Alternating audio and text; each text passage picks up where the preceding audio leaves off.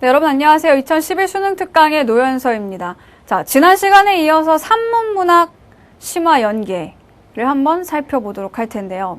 자, 지난 시간에 선생님이 산문문학은 즉 현대소설, 고전소설, 극문학, 자, 이런 것들은 우리가 연계에 어떻게 대비할 수 있다. 두 가지를 이야기를 했습니다. 첫 번째는 여기 나와 있는 보기를 저기에다가 대입해 보는 거였죠. 그죠? 그래서 특정한 작품에 나와 있던 그 보기를 다른 작품에 적용할 수 있는 것이 있다면 그걸 적용해보고, 그리고 일치하는 점을 하나하나 이렇게 대응시켜 가면서 찾아보자. 이게 우리가 지난 시간에 했던 그런 내용이었어요.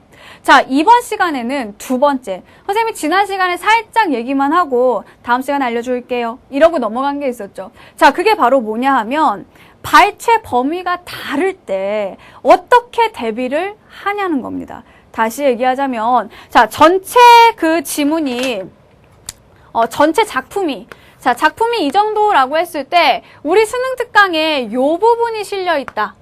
그런데 이것을 똑같은 작품이지만, 연계라고 해서 똑같은 작품이지만, 실제로, 자, 교재에는 이 부분이 실려 있는데, 자, 수능에는 이 부분을 내버린다. 자, 이럴 때 우리가 좀 어려움을 겪게 된다라는 얘기입니다. 실제로 작년에 수험생들이 어려워했던 부분도 바로 이 부분이 되겠죠. 자, 그러면 이걸 도대체 어떻게 대비할 것이냐. 자, 다 읽을까요? 자, 우리 교재에 나와 있는 작품 한번 쭉 다 읽어본다. 다 분석해본다. 좋은 방법인가요? 절대로 그건 좋은 방법이 아니죠. 언제 다 읽어요? 지금 그리고 연계 교재가 이거 하나만 있는 것도 아닌데 이거를 다 한다는 것은 정말 불가능합니다. 그렇죠? 자, 그러면 줄거리라도 좀 다 알아놓고 줄거리라도 외워놓을까? 역시 이것도 좋은 방법이 아닙니다. 너무 많잖아요. 그죠? 자, 뭐냐 하면은요. 그래요. 여러분이 시간 낭비해가지고요. 다 적어보고 정리해보고 나쁠 거야 없겠죠. 나쁠 거야 없겠지만 나쁠 게 뭐예요? 시간 낭비해가며 이 부분이 나쁜 거죠. 그쵸?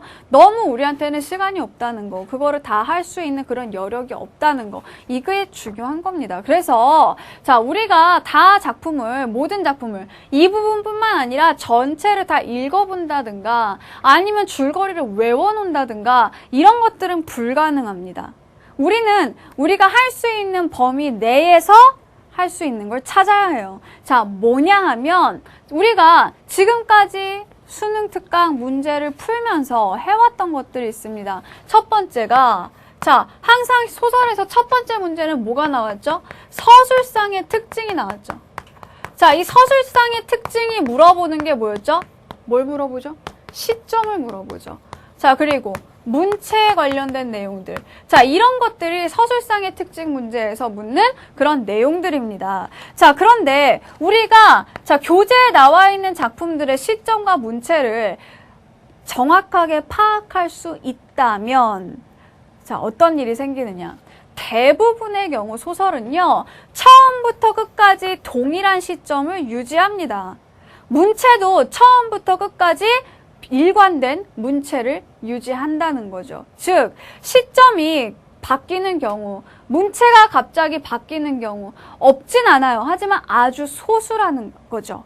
있다 하더라도. 그러니까 우리가 교재에 나와 있는 부분의 시점과 그리고 문체를 정확하게 파악할 수 있다면 어때요? 다른 부분에서 나왔다 하더라도 서술상 특징 문제는 안 틀리겠죠. 그죠? 일관되게 유지를 해가고 있으니까요. 그래서 첫 번째, 서술상의 특징 문제를 완벽하게 개념을 마스터하고 그리고 우리 교재에 나와 있는 작품들의 서술상 특징 문제는 다시 한번 여러분들이 봐줘야 된다는 겁니다. 알겠죠? 자, 그 다음에 두 번째, 자, 어떤 작품의 구조들을 알아두는 것 중요하다는 겁니다. 지난 시간에도 선생님이 구조에 대해서 이야기를 한 적이 있어요. 뭐지? 혼사 장애 구조 이런 게 있었고요. 그렇죠? 적강 구조, 고난 극복 구조 이런 것들이 있었습니다. 자, 이렇게 몇 가지 정해져 있는 구조들을 여러분들이 따라가다 보면요. 자, 대표적으로 고난 극복의 구조다라고 했을 때, 자, 우리가 이걸 V자형 구조, U자형 구조라고 한다고 했죠. 자, 그때 이 부분, 자, 이 부분에 나와 있는 공간은 뭐 제의적 공간이다. 자, 제의적 공간의 의미는 뭐다? 여기가 죽음의 공간이지만 동시에 죽으러 들어갔지만 부활과 재생과 또 좀 더 그 업그레이드된 단계 이런 것들을 얻게 되는 그런 공간이다라고 이야기를 했잖아요. 그러면 여러분이 고전소설 어떤 지문을 봤을 때 자, 우리한테 주어진 지문은 이 부분이 될 수 있어요. 자, 교재에 나온 지문은 이 부분이다. 그런데 실제 수능에서는 여기 말고 여기가 나올 수도 있겠죠. 하지만 우리가 이거를 읽으면서 아, 이 작품이 구조에서 V자형 구조에서 다시 행복을 찾아가는 과정의 그런 단계에 해당하는구나 라는 것을 알고 있다면 그 대신 나중에 다른 부분이 나오게 되었을 때 이런 어떤 가장 고통스러웠던 부분이 나오게 되었을 때 아, 비록 내가 공부했던 부분과는 다른 부분이지만 전체적인 구조상에서 생각했을 때 이 공간이 가지는 의미는 이런 것들이 있을 수 있겠구나 라고 생각할 수 있다는 겁니다. 자, 그러니까 줄거리를 파악한다? 작품 하나하나의 줄거리를 안다라는 것은 의미가 없습니다. 줄거리 알아봐야 뭐해요? 중요한 건 여러분이 구조에 대한 무엇? 개념을 명확하게 가지고 있게 된다면 어떤 작품을 만난다 하더라도 그리고 그 작품의 어떤 부분이 출제된다 하더라도 여러분이 쉽게 답을 찾아낼 수 있다는 거죠. 그래서 이번 시간에는요, 이렇게 교재의 범위와 그리고 실제 수능에 출제되는 범위가 다를 경우, 시험에 출제되는 범위가 다를 경우에 대비해서 이 두 가지를 한번 대비를 해보도록 할게요. 아시겠죠? 자, 그러면, 자, 먼저, 첫 번째, 뭐를 하냐면은요, 우리가 예를 해보도록 하겠습니다. 서술상의 특징, 즉, 시점과 문체들. 자, 이런 것들을 어떻게 파악할 것이냐, 명확한 개념을 다시 한번 여러분들한테 정리를 해드리겠다는 거예요. 자, 먼저 선생님이 여기에서 네 작품을 보도록 할 건데요. 첫 번째 작품이 뭐냐 하면, 윤흥길의 무제라는 작품입니다. 우리 수능 특강에서 현대소설의 첫 작품이었죠. 자, 이 윤흥길의 무제라는 작품은, 자, 어떤 시점을 가지고 있는지 혹시 기억나세요? 자, 여기 이 시점은요, 뭐냐. 일단 우리가 시점을 파악할 때는요, 서술자가 작품 안에 있냐, 작품 밖에 있냐, 이것부터 파악을 해야 되죠. 자, 작품 안에 있다는 것이 의미하는 바는 서술자가 누구란 얘기죠? 나라는 얘기죠. 그래서 나가 있으면 1인칭 시점. 자, 즉, 그래서 작품 안에 서술자. 라고 얘기를 하는 거고요. 나가 없으면 1인칭이 아니라 3인칭 시점이 되어서 작품 밖에 서술자가 되는 겁니다. 자, 그러면은 한번 보세요. 자, 이런 지문의 내용 한번 보세요. 자, 보수도 보수려니와 내가 듣기에는 내가 있네요. 그쵸? 나가 나오죠. 결국 이 무제의 시점은 1인칭 시점이라는 겁니다. 그러면 1인칭 시점은 다시 주인공 시점과 관찰자 시점으로 나뉘게 되죠. 자, 무슨 얘기냐? 이 나가 주인공일 경우에는 1인칭 주인공 시점이 되고요. 나가 주인공이 아니라 주인공이 따로 정해져 있을 때 이럴 때는 1인칭 관찰자 시점이 됩니다. 자, 그런데 지금 이 글을 읽어보면 어때요? 자, 내가 듣기엔 그들의 대화에서 보다 더 중요한 것은 바로 복무제 씨가 지닌 기인의 풍모였다라고 해서 주인공은 따로 있죠. 자, 내가 주인공이 아니라 실제 복무제 씨라는 사람, 자, 이 사람이 주인공이 되고 있다는 겁니다. 즉, 나는 이 사람을 뭐 하고 있다? 관찰자로서 바라보고 이 사람의 행동이나 이 사람의 말을 전달해주는 그런 서술자의 역할을 하고 있는 거죠. 자, 그러면 이 무제에서 1번 문제. 자, 1번 문제가 서술상의 특징을 묻는 문제였습니다. 자, 그 문제의 답이 뭐죠?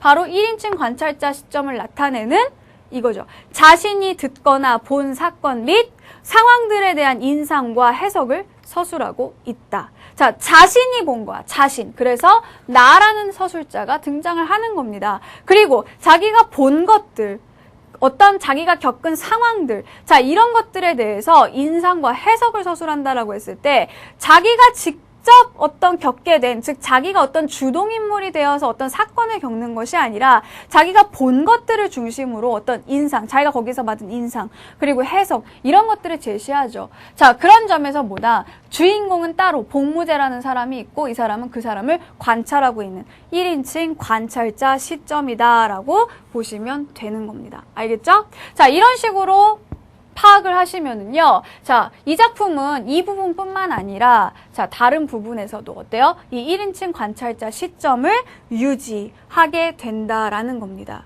자, 계속 볼게요. 자, 자기 밥줄인 직장하고 맞바꿀 만큼 어떤 의미에서는 직장 이상으로 그에게 귀중한 것이 그놈의 무죄를 향한 집념임을 알았을 때 나는 마치 고모부의 편지 문맥에서 보이는 그 귀기에 다시 접하듯이 섬찟한 기분이 들었다. 그래서 계속 서술의 주된 대상이 누굽니까? 복무제 씨잖아요. 그죠? 그래서 1인칭 관찰자 시점이 나타납니다. 자, 두 번째. 자, 두 번째 작품은 어떤 거냐면은요. 자, 이거죠. 무화과 꽃은 언제 피는가? 자, 무화과 꽃은 언제 피는가라는 최일남의 소설입니다. 자, 이 작품 같은 경우에는요. 가장 보편적인, 우리가 가장 주의해서 봐야 할 가장 중요한 시점을 사용하고 있죠. 자, 그게 뭐예요? 선생님 말 안 해도 알겠죠? 제일 많이 나오는 거. 이게 나오면 답이다! 이렇게 알려준 시점이 있는데 바로 제한적 전지 시점입니다. 자, 제한적 전지 시점이라는 거 아직까지도 개념이 헷갈리는 친구들이 있을 거예요. 정리해 줄게요. 자, 제한적 전지 시점이라는 것은 이런 말로 표현이 됩니다. 실제로 시험에 나올 때는 이거는 제한적 전지 시점이야. 이런 용어를 사용하지 않아요. 시험에는 이런 식으로 표현될 거예요. 교재 보세요. 서술자가 특정 인물의 시각에서 사건을 서술하고 있다라고 돼 있죠. 자, 서술자가 특정 인물의 시각에서 특정 인물이 바라보는 어떤 상황, 이런 사건들, 이런 것들을 서술한다는 거예요. 자, 그런데 이렇게 이야기를 하니까 여러분이 헷갈리는 게 뭐냐? 그러면 서술자가 특정 인물의 시각에서 사건을 서술하는 제한적 전지 시점과 1인칭 관찰자 시점의 차이가 뭐냐는 거죠. 왜? 1인칭 관찰자 시점도 뭐예요? 나라는 특정 인물의 입장에서 관찰하고 있는 거잖아요. 그렇죠? 이 사람의 입장에서 사건을 서술하고 있는 거잖아요. 관찰하고 서술하고 있는 거라는 거지. 자, 그러니까 얘와 얘의 차이점을 여러분이 못 찾는다는 거예요. 자, 어떻게 찾을 수 있냐? 가장 큰 차이점은 뭘까요? 자, 제한적 전지 시점이라는 것은 어디까지나 3인칭입니다. 자, 3인칭 시점, 즉 서술자가 어디에 있다? 작품 밖에 있겠죠. 그 얘기는 뭐예요? 서술자가 나가 아니라는 겁니다. 자, 여러분이 이 지문을 읽어봐요. 나라는 말 그 어디에도 나타나 있지 않죠. 그죠? 자, 나가 있고 없고에 따라서 자, 우리 무도파와 빅뱅파가 노홍철이 있고 없고 정준하가 있고 없고 이걸로 나뉘었듯이 1인칭 시점과 3인칭 시점은 나가 있고 없고로 나뉘는 거예요. 자, 그래서 나라는 사람이 등장해서 작품 안에 어떤 인물이 자기의 시각으로 직접 자기 입으로 나라고 하면서 이야기할 때는 1인칭 관찰자 시점이 되지만 나가 없고 작품 밖에 있는 누군가가 인물의 내면을 서술하는데 제한돼 있다는 거죠. 모든 이들의 내면을 다 서술하는 것이 아니라 어떤 특정한 사람의 입장에서 그 사람의 내면을 가지고 그 사람의 다른 사람들에 대한 판단, 그 사람의 상황에 대한 판단, 그 사람의 어떤 느낌, 이런 것들을 위주로 서술할 때는 제한적 전지 시점이 된다는 겁니다. 그걸 가장 잘 보여주는 게 이 지문이어서 선생님이 이 지문을 가져온 거예요. 그런데 여러분이 보다 보면 선생님 이거는 제한적 전지가 아니라 그냥 전지적 작가 시점처럼 보여요 라고 말할 수도 있어요. 왜 그런지, 여러분이 왜 그런 생각을 갖게 됐는지 보여줄게요. 한번 보세요. 자, 늦어서 미안하다. 기다렸지? 별로 어디 다녀온다길래 그러려니 했어. 현이는 순애를 보자 이상하게도 평정을 되찾아가고 있는 자신을 발견하고 스스로도 좀 놀라는 기분이 들었다. 자, 지금 보면은 어때요? 특정 인물의 입장에서 서술이 되는데 그 특정 인물은 누구죠? 현이죠. 그렇죠? 자, 그래서 이 현이라는 사람의 내면이 서술이 되고 있습니다. 자, 현이의 내면이 나타나 있어요. 자, 그래서 순애를 보니까 이상하게도 평정을 되찾더라. 스스로도 그런 자신에 대해서 놀랐다라는 것은 이 사람이 속마음이 어떻다라는 것을 이 서술자가 다 알고 있는 거죠. 그쵸? 자, 그러면은 계속 볼게요. 자, 쭉 내려오면은요, 무슨 말이냐, 뭐, 어쩌다 그랬니? 라는 말 밑에 보세요. 그 말에는 대답할 엄두가 나지 않았다. 자, 그 말에 대답할 엄두가 나지 않았다라는 것은 현이의 내면입니다. 자, 뻔히 사정을 알고 있으면서 내숭을 떤다거나 현이로 하여금 다급한 호소를 끌어내기 위한 말의 순서로 던져오는 소리로 받아들이기에 앞서 맥이 탁 풀렸다. 자, 맥이 풀렸다는 것도 역시 현이의 내면이죠. 자, 그런데 여러분이 헷갈리는 게 뭐냐. 여기 나와 있는 순애라는 사람. 선생님, 순애에 대해서도 이 사람의 속마음이 제시되지 않나요? 라고 물어볼 수 있어요. 왜? 자, 순애가 뭐라고 하고 있죠? 뻔히 사정 알면서 내숭 떤다. 현이로 하여금 다급한 호소를 끌어내려고 한다. 그 다음 문장도 있죠. 자, 그래서 입을 봉하고 있자 멀거니 자기를 쳐다보고 있는 현이의 시선이 민망했다. 자, 이런 말들로 보면 마치 순애의 내면도 제시가 되는 것처럼 보입니다. 자, 그렇다면, 자, 현이도 내면 심리를 서술자가 알고 있고, 순애의 내면 심리도 서술자가 알고 있다면, 이 작품은 전지적 작가 시점이 되겠죠. 자, 전지적 작가 시점과 제한적 전지 시점의 차이는 뭐예요? 전지적 작가 시점은 그 소설 속에 나오는 모든 인물들의 내면을, 자, 이 서술자가 모두 알고 있을 때, 내면을 모두 알고 있을 때, 이럴 때는 전지적 작가 시점이에요. 그런데 모두 알지 않고 특정한 인물에 대해서만 알고 나머지 사람들에 대해서는 예의 시선으로 바라보는 이런 그림을 그릴 수 있는 게 제한적 전지 시점이겠죠. 자, 지금 우리가 헷갈리는 거는 뭐냐? 지금 우리가 살펴본 이 부분에서 순애의 내면이 제시되냐 안 되냐는 겁니다.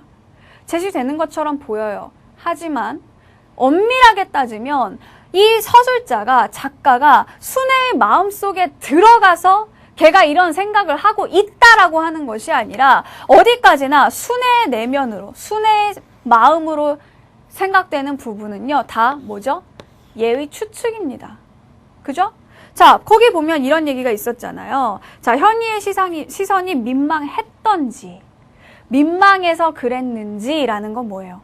추측이죠. 만약에 이게 추측이 아니라 직접적으로 이 사람의 내면을 서술자가 알고 그거를 이야기하는 전지적 작가 시점이었다면 현이의 시선이 민망해서라고 단정적으로 얘기를 했겠죠. 그렇죠? 그래서 현이의 시선이 민망해서 얼른 다음 말을 보탰다. 자, 마지막 문장도 마찬가지예요. 순애는 자신의 겨냥이 빗나간 것을 아쉬워하는 듯 조금 비꼬는 투로 받았다. 자, 아쉬워하는 듯 이것도 역시 현이의 입장에서 얘를 추측한 거죠. 만약에 추측이 아니라 작가가 얘의 내면까지 다 알고 있었다면 뭐라고 했겠어요? 자기의 겨냥이 빗나간 것이 아쉬워서 라고 아예 대놓고 말했겠죠. 자, 아쉬워서 조금 비꼬는 투로 받았다라고 하면 이거는 뭐예요? 서술자가 얘의 내면도 알고 얘의 내면도 알고 있는 전지적 작가 시점이에요. 하지만 전체적인 서술을 봤을 때 현이의 내면은 그렇다라고 자신 있게 말하는 데 반해서 순애의 내면은 현이의 입장에서 추측한 것만 제시가 되고 있죠. 결국 초점이 되는 인물은 얘라는 겁니다. 그래서 이거는 뭐다? 제한적 전지 시점이다. 그래서 서술자가 특정 인물의 입장에서 사건을 전달하고 있다라고 얘기할 수 있는 거고 그때 특정 인물은 누구다? 현이다라고 말할 수 있다는 얘기예요. 자, 다만 그거는 그 현이라고 되어 있지 나라고 되어 있지 않기 때문에 1인칭 시점과는 다르다라고 얘기해 볼 수가 있겠죠. 됐죠? 자, 그래서 여러분 이거를 구분하는 게 가장 중요한 겁니다. 제한적 전지 시점이냐, 1인칭 관찰자 시점이냐, 어떻게 구분할 수 있을지. 나냐, 나가 아니냐. 그리고 나가 아닐 경우에 얘와 또 뭘 구분해야 되죠? 전지적 작가 시점을 구분해야겠죠. 전지적 작가 시점은 아까 얘기했듯이 서술자가 모든 인물들의 내면을 다 이렇게 알고 있을 때 전지적 작가 시점이라고 하는 겁니다. 하지만 제한적 전지 시점은 뭐라 그랬죠? 자, 서술자는 한 명의 내면만 바라보고 있고요. 예의 시각에서 바라본, 즉 특정 인물의 입장에서 바라본 인물들의 모습이 제시될 때, 이럴 때 제한적 전지 시점이라고 한다. 더 이상 강조하지 않아도 되겠죠, 그쵸? 자, 그래서 두 번째 작품, 무화과 꽃은 언제 피는가, 이것을 살펴봤습니다. 자, 다음으로 세 번째 작품을 한번 보도록 할게요. 자, 세 번째 작품은 뭐냐면은요, 자, 바로 염상섭의 임종이라는 작품이에요. 자, 이 임종이라는 작품은 역시 이 서술 방식에 대해서 문제가 나와 있었죠. 자, 5번 문제에 이런 것들이 있었습니다. 이거 보기에서 맞는 거 고르는 그런 문제였는데요. 기억하고 리을이 맞는 얘기였어요. 그죠? 자, 그러면 기억을 보면 뭐라고 돼 있냐면, 자, 가는 나에 비해서 초점의 대상이 되는 인물이 한정되어 있다라는 거였고요. 리을은 뭐냐면 가와 나의 서술자는 모두 인물의 심리나 사건을 분석하여 제시하고 있다라는 거였어요. 자, 이걸 통해서 우리가 알 수 있는 거는 뭐냐? 자, 이 임종이라는 작품의 시점, 전지적 작가 시점이라는 겁니다. 자, 전지적 작가 시점이라는 것은 뭐냐? 일단 리을을 봤을 때 뭐죠? 가와 나의 서술자가 모두 인물의 심리 그리고 사건을 분석해서 제시한다라는 그런 점이었는데, 자, 인물의 심리를 분석함에 있어서 아까 얘기했듯이 한쪽 인물에게만 초점이 맞춰져 있으면 제한적 전지 시점이죠. 하지만 여러 인물의 심리가 모두 나타나게 된다면 이것은 전지적 작가 시점이라고 했습니다. 그리고 기억이 하는 말은 뭐냐면, 우리 책에 나와 있는 지문에서는요, 가에서는 주로 그 노인, 그쵸? 자, 노인의 내면을 중심으로 이야기를 하고 있었고요. 나로 가게 되면은 노인뿐만 아니라 여러 그 가족들의 그런 이야기들이 다 나오게 되죠. 그래서 한 사람이 아닌 여러 사람에게로 초점의 대상이 확장되었다라는 그런 얘기가 나와 있는 겁니다. 결국 이 두 가지를 종합해 봤을 때 이 작품은 작가가 전지적인 위치에서, 전지전능한 위치에서 모든 인물들의 내면을 다 알고 이것을 해석하여서 서술해주고 있다라고 볼 수 있겠죠.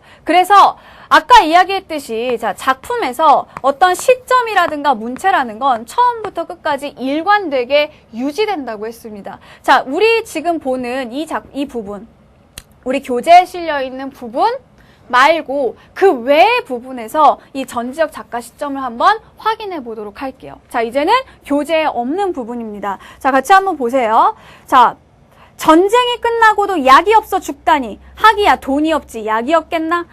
병인은 목에 걸리는 소리로 이런 한탄도 하였던 것이다. 하여간 주사를 만날 놓아야 모로 인해 진통제나 강심제 따위로는 병근을 건드리지도 못하는 것쯤은 뻔히 알면서도, 자, 보세요. 자, 지금 이 병인이 이런 걸 뻔히 알고 있다라는 거 뭐죠? 병인? 노인이 아니라 병인이군요. 자, 이 병인의 내면을 제시를 해준 거죠. 뻔히 알면서도, 자, 그 주사나만 못 맞으면 당장 숨이 질 것 같으니 병원을 못 떠나겠다는 것이었다. 자, 그 밑에 줄을 한번 그 밑에 줄 보시면은요. 자, 오밤중에라도 조르고 보채고 아기다툼을 하다시피 하여 한 대 맞고 나면, 자, 주사를 한 대 맞고 나면 가슴이 후련히 툭 터지고 옥조이던 사지가 느른히 풀리는 그 신통한 맛이란 감칠 듯하여. 자, 주사를 맞았을 때의 느낌은 이 사람만 아는 거죠. 그렇죠? 그래서 이 사람의 내면을, 이 사람 속에 있는 그 심리를 역시 작가가 알고 제시를 해주고 있는 겁니다. 자, 그래서 아편쟁이의 주사라는 건 이래서 못 떨어지나 보다라고 생각하곤 하는 것이었다. 병인의 생각을 제시해주고 있죠. 그러나 급한 고비를 넘기고 본정신이 들면은 이래서는 안 되겠다. 이제는 다만 하나 한약을 다시 먹어보는 길밖에는 없다는 생각이 불현듯이 드는 것이었다. 그래서 보세요. 자, 이런 생각했다. 이 사람이 속으로 이런 마음 먹었다. 이런 내용 나오는 걸로 봐서 뭐다? 작가가 인물의 내면을 알고 있는 전지적인 그런 위치에 있다는 걸 알 수 있습니다. 다만 이 사람에 대해서만 알고 있으면 뭐예요? 제한적 전지 시점이 되겠죠. 하지만 이 작가는요, 아까 얘기했듯이 다른 인물들의 내면까지 다 알고 있습니다. 마치 신처럼요. 자, 다음 단락을 한번 볼게요. 자, 뭐라고 돼 있어요? 쭉 내려오면 염려 마세요. 뭐 그런 부분 있죠? 이렇게도 안위를 시키고 달려왔다. 그러나, 자, 그러나 다음부터 봅니다. 집안 사람들은 집안 사람 한 사람이 아니라 들이에요. 이런 여러 사람들, 자, 이 사람들의 마음속까지 꿰뚫어보고 있다는 거죠. 자, 그래서 병인의 그런 사정은 생각할 여지가 없었다. 병원에서 객사를 시킬 것이 싫어서 그런 것도 아니요. 다만 어서 집으로 가서 운명을 시켜야 초상을 치르기가 편하다는 타산만으로 서둘러대는 것이었다. 자, 이 사람들의 속마음에 어떤 것이 있느냐? 왜 이 병인을 집으로 퇴원을 시켜서 집으로 데려가려고 하느냐? 자, 집안 사람들의 그런 생각들. 자, 이런 것들이 앞으로도 쭉 제시가 되어 있죠. 그쵸? 자, 그래서 계속 읽어보면은 뭐냐 하면은 계속 이제 간호하다가 옆에서 지치는 거예요. 그래서 이제 빨리 자기들도 이 병원에서 나가고 싶고, 그죠?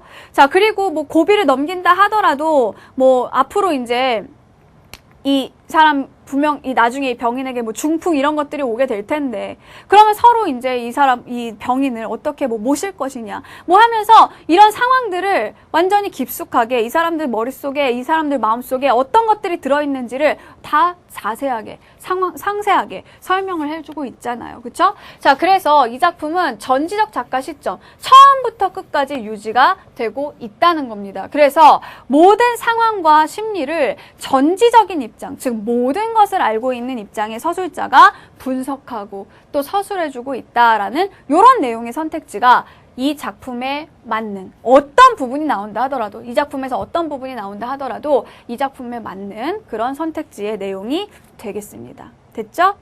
자, 그래서 이렇게 우리가 어떤 그 문체와 시점 면에서 서로 다른 세 가지를 살펴봤어요. 그래서 1인칭 관찰자 시점, 그리고 제한적 전지 시점, 그리고 3번이 전지적 작가 시점이죠. 그래서 1, 2번 사이에서 헷갈리지 않게 조심하셔야 되고 2, 3번 사이에서 헷갈리지 않게 조심을 하셔야 됩니다.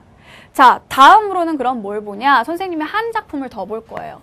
자, 네 번째 작품은 뭐냐 하면은요. 바로 채만식의 소망이라는 작품입니다. 자, 이 소망이라는 작품은요. 우리가 배웠던 내용을 떠올려 보자면 기억이 안 나나요? 다시 한번 쭉 보세요. 자, 지문을 살짝 보니까 기억이 날 듯도 하죠. 그쵸? 자, 이 소망이라는 작품은요. 1인칭 관찰자 시점이었습니다. 왜냐하면 여기에는 나라는 서술자가 등장을 하지요. 그래서 여기에서도 1번 문제의 답이 뭐예요? 자, 1번 문제의 답이 1인칭 화자가, 즉 나죠. 그쵸? 1인칭 화자가 청자에게 말하는 형식으로 이 소설의 특징은 뭐냐 하면은 1인칭 화자가 나는 이랬다 이렇게 독백체로 제시를 하는 것이 아니라 청자, 즉 언니죠. 그쵸? 언니 이러면서 말하죠. 그쵸? 자, 그래서 나라는 화자가 청자에게 말하는 형식으로 상황을 제시하고 있다라는 거. 이게 바로 1번 문제, 서술상 특징을 묻는 문제의 답이었습니다. 그래서 화자가 청자에게 상황을 제시한다. 그런데 뭐예요? 청자에게 뭘 하겠어요? 말을 하잖아. 그러니까 이때 문체는 시점은 1인칭 관찰자 시점인데 자, 왜 관찰자 시점이냐? 나가 있으니까 일단 1인칭인 건 알겠죠. 관찰자라는 건 뭐냐? 나가 주인공이 아니라는 겁니다. 주인공은 이 사람의 남편이에요. 따로 있어요. 그 사람을 관찰하는 내용을 일단 제시했기 때문에 시점은 1인칭 관찰자다. 문체는 뭐가 될까요? 자, 화자가 청자에게 말하는 형식을 취하고 있기 때문에 자, 문체는 대화체가 됩니다.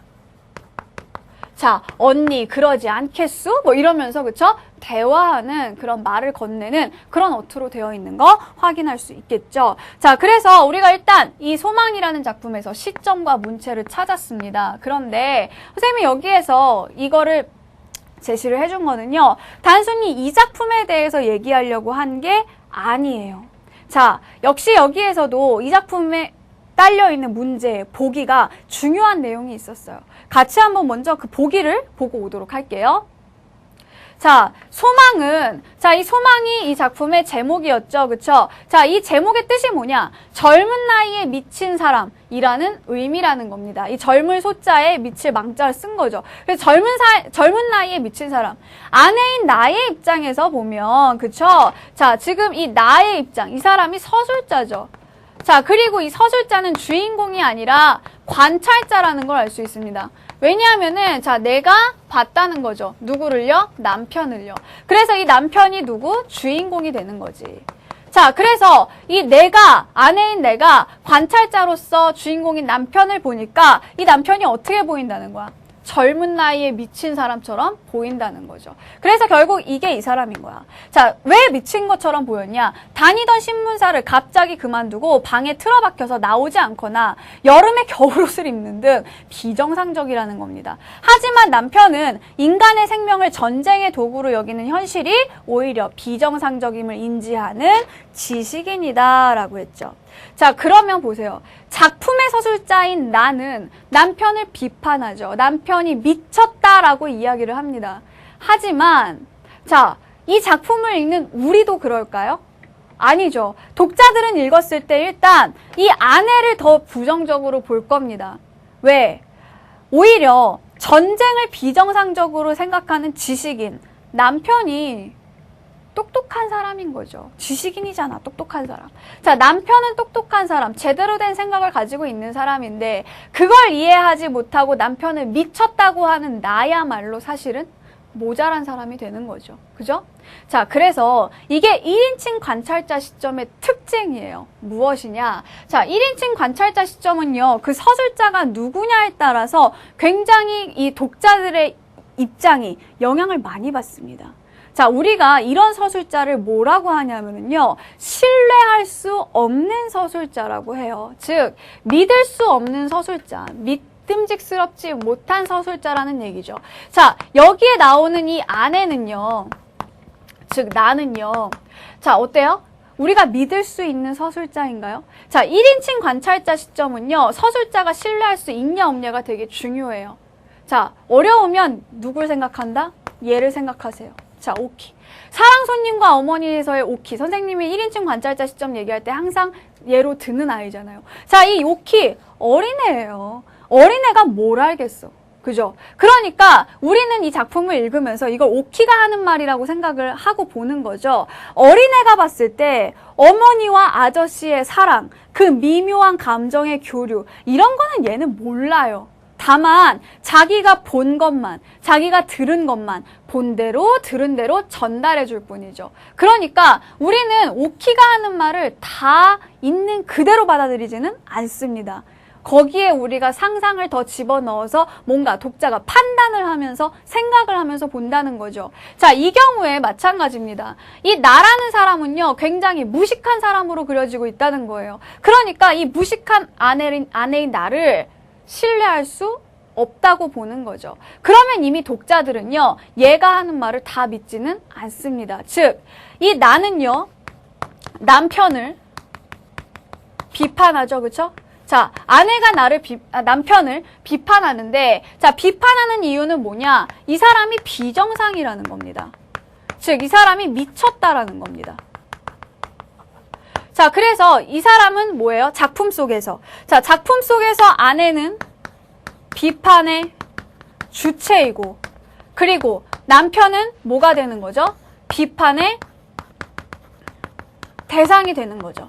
자, 겉으로 보기에는 이래요. 하지만 우리가 독자의 입장에서 얘를 신뢰할 수가 없다라는 그런 상태에서, 자, 이 작품을 멀리 떨어져서 본다면, 자, 독자들이 보기에는 달라질 수가 있다는 겁니다. 자, 독자들이 볼 때는 어때요? 이 사람 미쳤나요? 비정상인가요? 아니죠. 오히려 이 사람이 똑똑한 사람이고, 이 사람은 뭐야? 무식한 사람인 거지. 그러니까 비판의 주체와 대상이 바뀌어버리게 되겠죠. 그쵸? 자, 그래서 오히려 어때요? 독자들이 보기에는 이 아내가 비판의 대상이 되는 겁니다. 그리고 이 남편이 누구를 비판하지? 남편은 세상을 비판하죠. 전쟁이라는 것을 비판하죠. 자, 그래서 이 사람의 비판의 내용이 사실은 맞다라고 이 사람한테 오히려 공감을 하게 된다는 겁니다. 이랬을 때 소망이라는 제목이 가지는 의미는 무엇인가? 자, 제목은 소망. 젊은 나이에 미쳤다는 겁니다. 그런데 실제로 이 사람이 미쳤나요? 아니죠. 그쵸? 그래서 미치지 않은 사람이 오히려 미친 사람 취급을 받는 그런 아이러니한 현실을 비꼬기 위해서 소망이라는 제목을 선택한 겁니다. 결국, 자, 소망. 미쳤다라는 뜻이지만 실제로는 미치지 않았다라는 의도가 있기 때문에 이것은 반어를 사용한 반어적인 제목이다 라고 해볼 수가 있겠죠. 자, 이 얘기를 이런 내용을, 이런 개념을 우리가 이제 다른 작품에 한번 적용을 시켜보도록 할게요. 자, 똑같은 채만식의 작품입니다. 자, 채만식의 작품 중에 어떤 작품이 있냐? 치숙이라는 작품이 있어요. 자, 이 치숙이라는 작품 역시 반어적인 제목을 가지고 있는 걸로 볼 수 있어요. 자, 왜 그런지는 이따 얘기를 하도록 하고, 일단 치숙이라는 제목의 뜻이 뭘까요? 이 치라는 것은 어리석다라는 뜻입니다. 자, 그래서 어리석은 숙부 있죠, 숙부. 삼촌이란 뜻이에요. 자, 어리석은 아저씨. 자, 아까 우리가 소망이 젊은 나이에 미친 사람이라고 해서 그 남편을 지칭하는, 한 인물을 지칭하는 말이었죠. 마찬가지로 치숙은요, 이 작품에 나오는 그 아저씨를 지칭하는 말입니다. 자, 그래서 이 어리석은 아저씨를, 화자인 나가 비판을 하죠.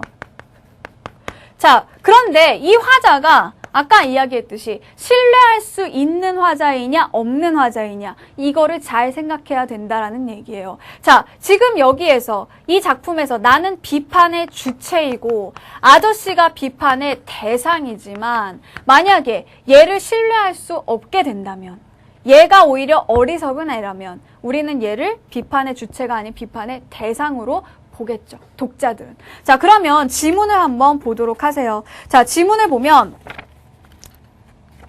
자, 이런 게 있어요. 자, 아무렇든 아저씨가 쓴 글이라는 게 신기해서 좀 보아볼 양으로 쓱 훑어봤지요. 그러나 웬걸? 읽어먹을 재주가 있나요? 뭐야? 얘는 글도 못 읽네요. 그죠? 무식한 애네요. 신뢰할 수 있는 화자가 아니라는 겁니다. 자, 글자는 아주 어려운 자만 아니면 대강 알기는 알겠는데 붙여보아야 대체 무슨 뜻인지를 알 수가 있어야지요. 자, 아저씨가 쓴 글을 읽지조차 못하면서 아저씨를 비판하고 있는 이 서술자, 이 나, 어때요? 신뢰할 수 없는, 결국 이 비판의 내용도 신뢰할 수 없는 그런 내용이 돼버리겠죠. 그러면 아무것도 모르는 애가 아저씨를 어리석다라고 이야기를 했어요. 이 아저씨는 과연 정말 어리석은 사람일까요? 우리는 얘를 못 믿으니까 이제 얘가 하는 말도 못 믿게 돼요. 아저씨는 어리석지 않은 사람일 수도 그럴 가능성이 더 높겠다는 거죠. 자, 그래서 계속 읽어보세요. 아저씨, 왜 그러니? 아저씨가 여기다 경제 뭐라고 쓰고 또 사회 뭐라고 썼는데 그러면 그게 경제를 하란 뜻이요? 사회주의를 하란 뜻이요? 뭐? 그랬더니 너무 그냥 어이가 없잖아요. 얘가 도대체 무슨 질문을 하는지도 모르겠잖아요. 너무 무식한 소리를 하니까. 그랬더니 얘는 뭐라고 하죠? 못 알아듣고 뚜렷뚜렷해요. 자기가 쓰고도 오래돼서 다 잊어버렸거나 혹시 내가 말을 너무 까다롭게 내기 때문에 선법 대답이 안 나왔거나 그랬겠지요.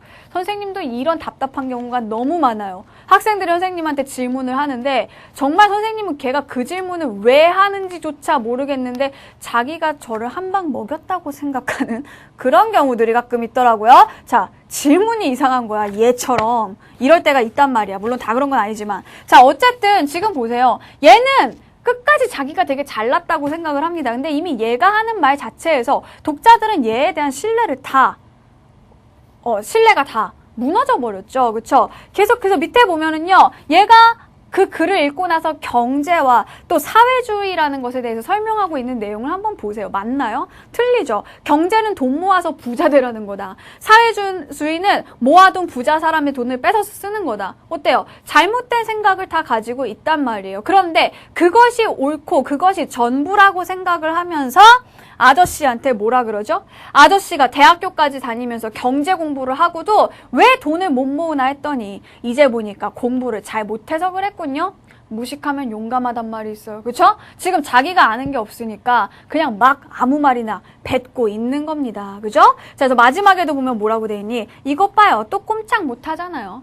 이 아저씨 나한테 상대가 안 된다라고 얘기를 하지만 정말 아저씨가 상대가 안 되는 건 아니죠. 그죠? 독자들은 다 알고 있습니다. 자, 얘가 지금 비판의 주체처럼 그려지고 있지만 실제적으로 독자들은 어때요? 오히려 이 아저씨의 편을 들고 그리고 이 나를 비판하게 되겠죠. 그렇다면 제목, 치숙, 어리석은 아저씨? 아니라는 겁니다. 오히려 어리석은 애는 얘가 되겠지. 그래서 자, 역시 얘도 반어적인 그런 제목으로 봐줄 수가 있다는 거예요. 그러면 자, 소망과 치숙의 공통점을 정리해 봅시다. 첫 번째. 자, 인물상의 공통점이죠. 먼저 소망에 나오는 남편, 그리고 치숙에 나오는 아저씨. 자, 어떤 공통점이 있나요? 둘 다 지식인이라는 겁니다. 굉장히 냉철한, 그리고 뭐 합리적인 그런 이성을 가지고, 판단력을 가지고 있는 사람들이죠. 하지만 공통적으로 뭐죠? 경제적인 능력이 없다는 거죠. 그리고 현실에 적응하지 못한다는 그런 공통점이 있습니다. 자, 그 다음에 두 번째 공통점. 나의 공통점이죠. 소망에 나와 있는 나와 그리고 치숙에 나와 있는 나, 즉 두 작품의 서술자의 공통점이 있습니다. 뭐죠? 무식하다는 겁니다. 그죠? 무식하기 때문에 우리가 신뢰할 수가 없다라는 거고요. 결국 얘네들이 표면적으로는 주인공을 비판하는 역할을 하고 있지만, 그죠? 주인공을 비판하는 역할을 하고 있지만 작가의 의도는 뭐예요? 오히려 이 사람들이 비판의 대상이 되게 하고자 하는 것이다. 자, 세 번째 공통점은 뭐죠? 거기 나와 있듯이 제목의 공통점입니다.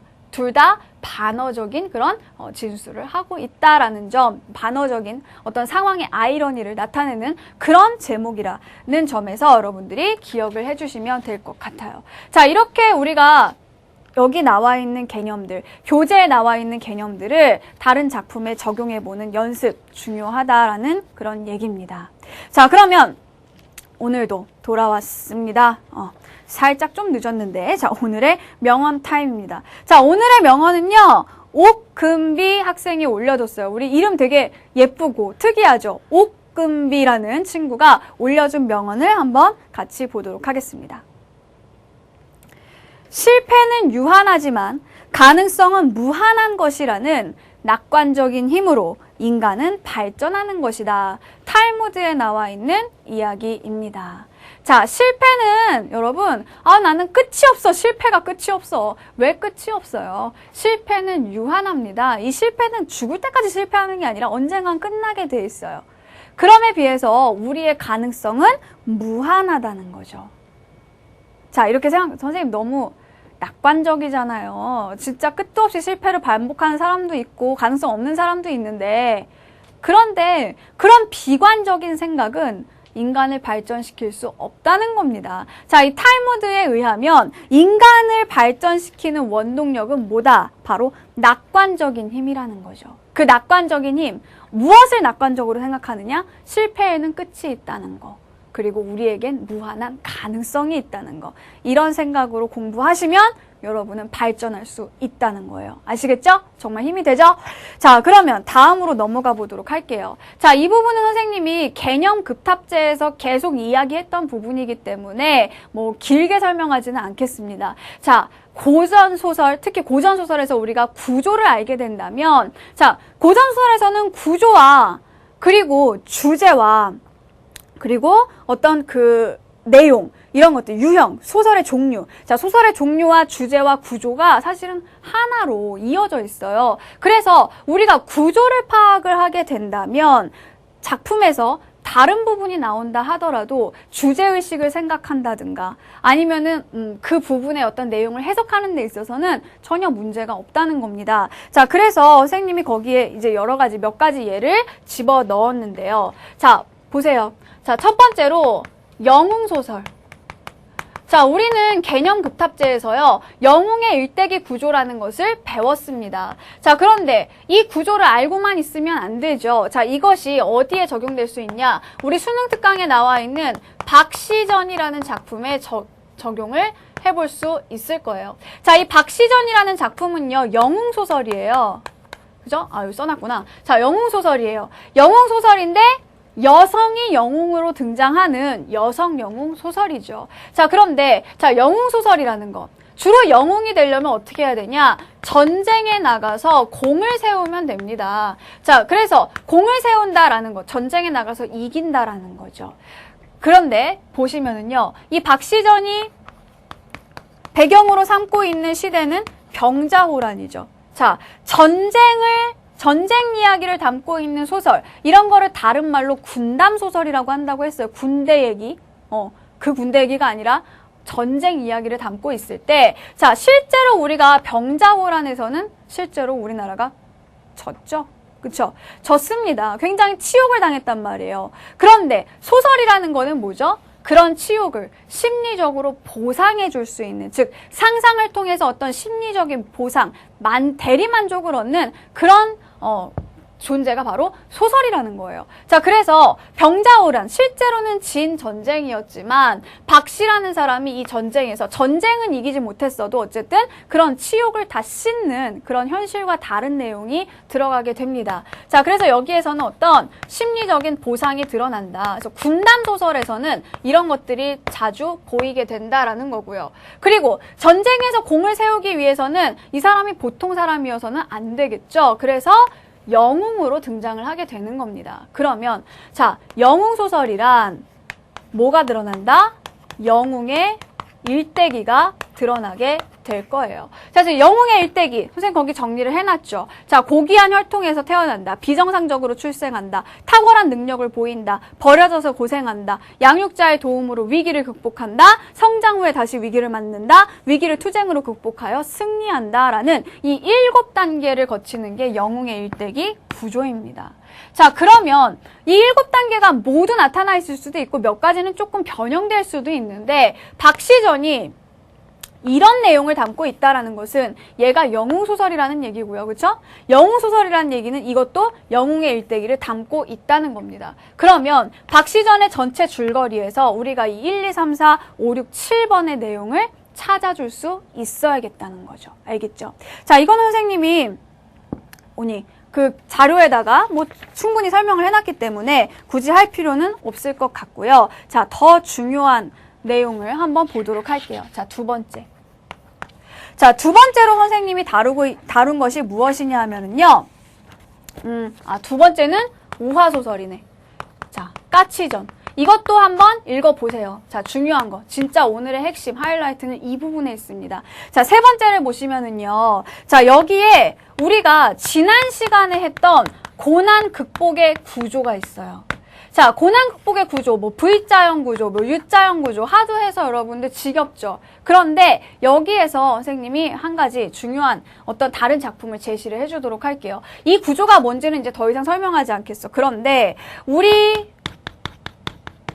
교재에 나와 있는 작품 중에 쌍선기라는 작품이 있습니다. 자, 이 쌍선기라는 작품은요, 모의평가 부분에 나와 있었던, 모의평가 부분에, 실전 모의고사 부분에 나와 있었던 그 작품이에요. 자, 그런데 이 작품은요, 우리가 봤던 지문의 내용은 어떤 내용이었냐? 뭐예요? 여기에 이씨 부인, 뭐 윤씨, 춘섬 이런 애들 나오면서 뭐예요? 본부인을 첩이 뭐죠? 모함해서 계략을 꾸며가지고 얘를 위험에 빠뜨리려는 그런 내용이 나왔던 거 기억나시죠? 자, 그래서 우리가 이런 내용을 다루는 것, 처첩 간의 갈등을 다루는 것을 가정소설이라고 합니다. 자, 가정소설이라는 것은 자, 아까 선생님 뭐라 했죠? 소설의 유형과 구조와 주제는 하나이다 라고 했어요. 자, 가정소설의 주제는 대체로 어떤 그 처첩 간의 갈등을 다뤄요. 부인과 첩 간의 갈등이라는 거죠. 하지만 결국 보통 처가 선으로 그려지고 첩이 악으로 그려지잖아요. 그죠? 자, 그래서 갈등을 겪지만 결국에는 뭐예요? 얘는 복을 받고 얘는 벌을 받는다라는 내용이 주제야. 결국 권선징악이라는 내용으로, 자, 권선징악이라는 주제로 가게 됩니다. 그런데 어쨌든 자, 나쁜 애들이 징벌을 받기 위해서는 걔네가 얘한테 못된 짓을 해야 될 거 아니에요. 그러면 얘는 고난에 빠지게 되겠죠? 자, 그러니까 가정소설들, 특히 처첩 간의 갈등을 다루고 있는 가정소설은요, 필연적으로 V자형 구조를 가질 수밖에 없다는 거죠. 이 선한 인물이, 여기선 이씨 부인이죠. 이씨 부인이 행복하게 잘 살다가 계략에 빠져서 고난을 당하다가 다시 행복한 상태로 돌아오게 되는, 자신의 신분을 회복하게 되는, 쫓겨났다가 돌아오게 되는 이런 구조를 가질 수밖에 없다는 겁니다. 자, 그래서 가정소설이 나왔다라고 한다면 얘는, 자, 주제는 이거다. 구조는 이거다. 이렇게 생각해도 무방하다라고 볼 수 있다라는 얘기죠. 그런데 한 가지를 더 보게 되면 이 쌍선기, 우리 교재에 나와 있는 지문은 단지 이런 가정소설적인 측면만 보여주고 있지만 이 작품은 굉장히 긴 작품이에요. 이 부분은 아주 일부에 불과하다는 얘기죠. 자, 그래서 쌍선기는요, 크게 두 부분으로 나눌 수 있습니다. 자, 전체 작품이 이렇게 있다고 한다면, 자, 반으로 나눠서 내용이 바뀌어요. 이 앞부분의 내용이 바로 그런 어떤 처첩 간의 갈등을 이야기하고 있는 부분이 됩니다. 자, 그래서 여기 이 부분에서는 어떤 특성이 나타나냐? 가정소설의 특성이 나타나게 돼요. 근데 이 내용으로 끝나는 것이 아니라 이때 이 이부인이 낳은 아들이 있습니다. 자, 이 이부인이 낳은 아들이 봉인이라는 아들이에요. 자, 이 봉인이라는 아들이 태어나서 어떻죠? 이미 이부인이 지금 쫓겨났어요. 그죠? 그 춘섬과 윤씨 때문에 쫓겨났단 말이야. 우리 정답과 해설에 보면 이 작품의 줄거리가 잘 정리가 돼 있어요. 발단 보세요. 자, 이부인과의 사이에 딸밖에 없던 한해는 윤씨를 첩으로 맞아들였죠. 전개, 이부인이 아들을 낳습니다. 그래서 우리 지문 뒤에 아들을 낳고요. 윤씨가 하녀 춘섬과 짜고 이부인을 모함해서 내쫓습니다. 이 아들은 딴 아들이라고. 이 남편의 아들이 아니라고 모함을 해서 내쫓게 돼요. 이때 이 아들이 강물에 버려지게 됩니다. 자, 버려지게 되면서 이 이후로는요, 물론 이제 나중에 그 위기에 보면 그동안의 사정을 알게 된 한회는 이 부인을 다시 받아들이고 윤씨와 춘섬의 죄를 다스린다, 이런 내용은 가정소설의 전형적인 내용이죠. 하지만 절정을 보세요. 자, 아까 버려졌던 아들 있지. 걔가 그냥 사라지는 게 아니에요. 이 뒤로는 무슨 얘기가 나오냐? 자, 그 봉인이라는 아들의 영웅적인 그런 면모들이 나타나게 됩니다. 그래서 절정을 보면 지나가는 상인에 구출된 봉인은 장성하여 반군에 잡혀가던 총나라 공주와 왕을 구하고 총나라의 대원수가 된다. 결말 봉인과 총나라 공주 주희는 결혼하여 살다가 80수를 누리고 하늘나라로 돌아가 신선이 된다라고 돼 있죠. 결국 뭐냐? 자, 이 부분에서는 어떤 측면이 강하다? 영웅소설적인 측면이 강하다는 겁니다. 자, 그러니까 가정소설, 첩첩 간의 갈등, 권선징악 이런 내용만 있는 게 아니라, 자, 이게 지금 교재에 실려 있었기 때문에 시험에서는 이 부분이 나올 수도 있다는 거예요. 이 부분이 나오면 우리는 뭘 찾아야 되냐? 아, 이거는 영웅소설이야. 그러니까 당연히 아까 얘기했던 것처럼 뭘 지닌다? 영웅의 일대기 형식을 지니겠죠. 봉인, 특이하게 태어났습니다. 신비한 탄생을 합니다. 왜 신비한 탄생을 하냐? 원래 얘는 뭐였냐 하면 천상에 있던 이태백이었어요. 이태백이 잘못을 저질러서 이 지상에 태어날 때 얘로 태어난 거예요.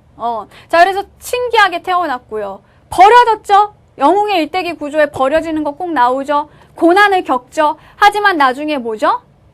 위기를 극복하고 승리한다 라는 내용으로 이어지는 거. 영웅의 일대기의 전형을 보여주고 있다는 겁니다. 그래서 만약에 여러분들이 나중에 이 지문이 시험에 나왔다. 쌍선기다. 근데 내가 전혀 모르던 내용, 내가 알고 있는 쌍선기는 처첩 간의 갈등을 다루고 있는 그런 내용인데 갑자기 어디서 듣도 보도 못한 남자애가 나와가지고 막 무찌르고 다닌다. 놀라지 말라는 겁니다. 이 작품 자체가 전반부는 가정소설적인 특징, 후반부는 군담소설, 영웅소설적인 그런 특징을 가지고 있다라는 것을 기억하시고 각각에 따라서 우리가 구조적으로, 주제적으로 어떻게 접근을 해야 할지를 생각을 해주시면 되겠죠. 그리고 더 큰 관점에서 봤을 때 이 쌍선기는 적강 구조도 가지고 있는 겁니다. 아시겠죠?